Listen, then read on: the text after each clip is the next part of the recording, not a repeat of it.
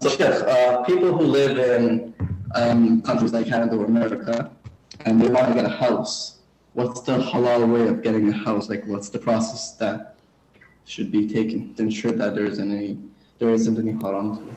Okay, the question is very straightforward, and the answer would be very straightforward. If you can buy a house without any haram being involved, such as mortgage or interest-based loans, be my guest. Now, what or how to do that, I have no idea. And as I said so many times, it is not an essential part of our lives to own a property. In Islam, you are instructed in order to worship Allah Azza wa Jal, not to own a house or a car or to have a job or to do all of these things, though they are mighty fine. But if I cannot obtain this chance, if I cannot possess a house without being involved in riba, definitely this is not permissible. If I cannot finish my bachelor degree or uni degree without getting student loan, which is riba-based, interest-based, this is not permissible. Okay, Sheikh, how can I get a job? This is not my problem.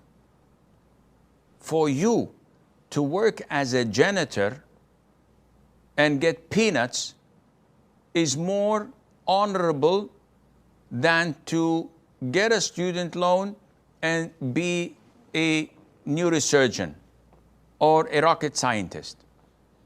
Why? Because this is what Islam tells you. Islam tells you avoid haram. It doesn't tell you not to go to uni. It doesn't tell you not to buy a house.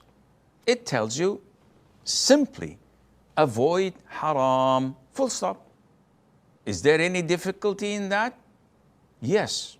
To those who do not process the thought of living in a rented apartment for the rest of their lives, they can't get this down their throat easily. I've said this so many times. I, with the grace of Allah Azza wa Jal, still live in a rented house. And I pay rent for my second family, so I pay rent for 2 families. And I have no problem. I have no property. I don't own a property or I don't own a house. And I'm living a happy life. One says, okay, Sheikh, your beard is gray and you're about to die. True. What will your children do? Who cares? I did my level best to provide for them a good life within the boundaries of Sharia. It was not me who took care of me when my father died when I was 14 or 15 years of age. It was Allah. So likewise, Allah will take care of my family. Allah will not let them alone.